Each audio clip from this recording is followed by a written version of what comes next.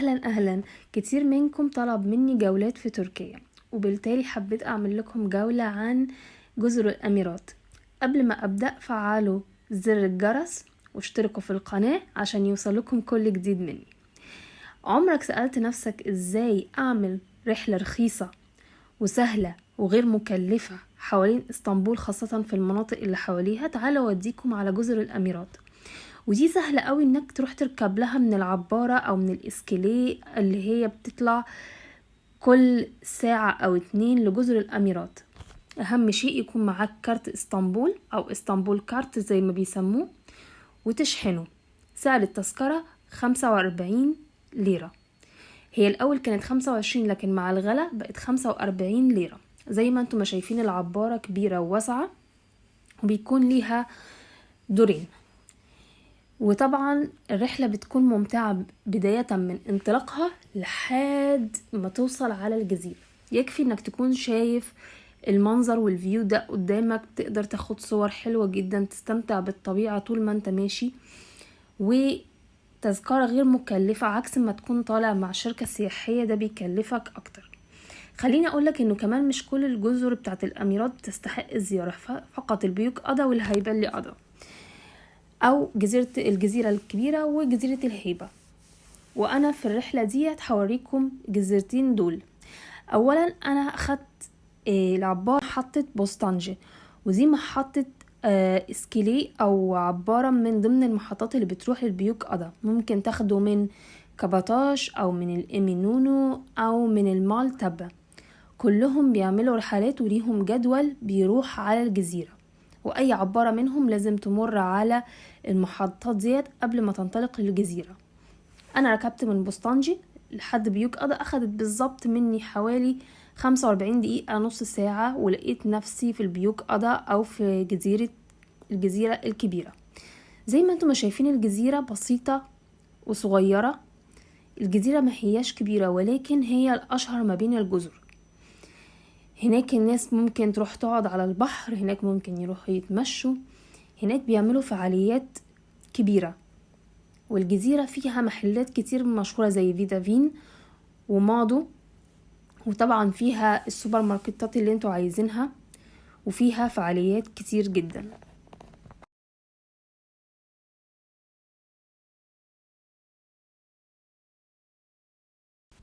الجزيرة كمان مشهورة بالايس كريم. ارخص ايس كريم ممكن تلاقوه في كل اسطنبول. ال3 بولات بتكون ب40 ليرة، وفي نكهات متعددة، يعني مثلا اشهرهم الشوكولاتات بكل انواعها، اللوتس، الكراميل، الليمون، الفستق، الفانيليا، وكمان هتلاقوا بالرمان، هتلاقوا بالفيشنا. الفيشنا اللي هي الكرز الاحمر.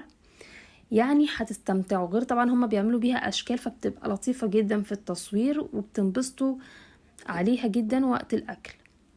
طبعا ديت فيديوهات وصور لأكتر من محل حوالين الجزيرة، وكلهم تقريبا بيبيعوا بنفس الأسعار ما عدا عن الأماكن اللي هي بتكون ليها براندات معروفة زي مادو أو فيتافين. طبعا ما تنسوش تجربوا اللقيمات من عندهم اللي هي يعني لقمة القاضي زي ما احنا بنسميها في مصر، وهتلاقوها بالشوكولاتة، وهيدوكوا كمان واحدة ان انتوا تجربوها، بس فعلا تستحق التجربة. فلازم لما تروحوا هناك تاكلوا الايس كريم وتاكلوا اللقيمات او لقمة القاضي او الزلابية. هناك كرمة جدا جدا جدا، هيدوكوا طبعا واحدة للتجربة. طبعا من ضمن الانشطة المشهورة انه انتوا تركبوا العجل. الساعة كانت ب50 ليرة. حرفيا انا ما سألتش بقت بكام، بس اتوقع انها بقت ب70 او ب60. طبعا لانه في غلاء حصل والاسعار ارتفعت في الوقت دوت. هتلاقوا الجزيرة هادية ما فيهاش زحمة زي الصيف، وده طبعا لانه هو مش الموسم بتاعها. بس في حال زرتوا اسطنبول انا بنصح ان الجولة دي لازم تتعمل، لان هي فعلا مميزة جدا، فيها استرخاء، فيها هدوء نفسي، فيها تجربة جديدة، فيها حاجات فعلا غير مكلفة من ناحية الاستمتاع ومن ناحية ان انتوا تعملوا شيء جديد. طبعا ناهيكم عن الصور اللي انتوا ممكن تاخدوها جنب البيوت القديمة والفلل، لانه الجزيرة كلها عبارة عن فلل وبيوت. اللي انتوا شايفينها في الصورة دي عربيات بتوصلكم، بتعمل لكم جولة حرة. انا حبيت اروح اقعد في كافي دونياس، وده واحد من المقاهي المشهورة والقديمة في كل تركيا، وواخد فيو على البحر. اللي انتوا شايفينه قدامكم دوت كان الاوردر اللي انا عملته بحوالي 86 ليرة بس. قهوة ومعاها كيك، وبيتحط جنبها المية فور فري، والشوكليت الصغيرة معاهم. طبعا زي ما انتم شايفين الفيو يجنن، يعني تقدروا تروحوا تطلبوا حاجات بسيطة مش هتكلفكم كتير. ومعروف كافادونيا سي بالجودة بتاعته وبالقعدات النظيفة بتاعته، فعلا بتستمتعوا كتير جدا. هنا الشوارع مؤهلة جدا ان انتوا تتمشوا فيها، ان انتوا تاخدوا جولة حرة فيها، تسوقوا العجل فيها. ما تنسوش تشتروا اطواق الورد، لان الجزيرة مميزة جدا باطواق الورد. بتتحط على الشعر، بيكون شكلها جدا تحفة. لو حابين تاكلوا سمك وتقعدوا برضو تتغدوا هناك، مطاعم كتير المطلة على البوسفور او على البحر. وخليني اقول لكم ان البيوك قضا في الصيف برضو بتعتبر من الاماكن السياحية او المصايف الممتازة. فعلا بحرها الشاطئ بتاعه رملي، وتقدروا تروحوا بكل سهولة تقضوا وقت. دي المحطة اللي بنركب منها العبارة، تقدروا تشتروا منها هدايا تذكارية زي ما انتوا ما عايزين، وتاخدوها وتروحوا تركبوا على اي جزيرة تانية انتوا عاوزين تروحوها. طبعا بيكون في جدول محدد بالمواعيد، وبرضو بتركبوا بالاسطنبول كارت، وعشان تروحوا من جزيرة لتانية بيبقى نفس التيكت بسعر 45 ليرة. هنا وصلنا هيبالي قضا.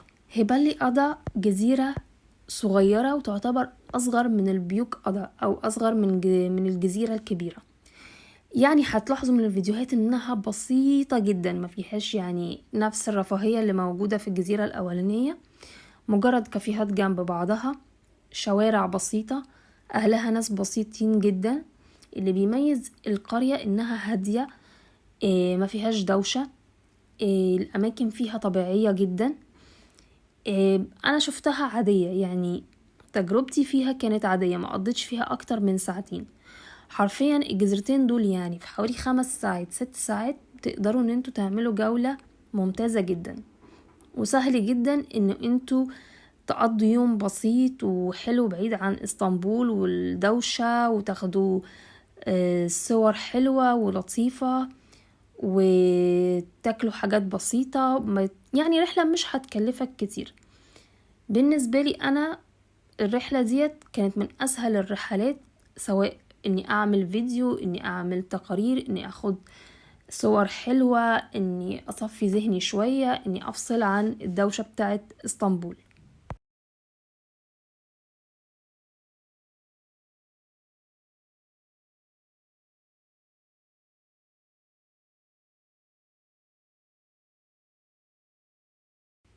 العامل المشترك بالنسبة لكل الجزر هي ايه؟ انك تركب العجل او تاخد العربية الصغيرة، ودي طبعا بتدفع لها لصاحبها، او انك تروح تقعد على الساحل وتستمتع بمنظر الغروب، تقعد شوية تتفرج على طيور النورس.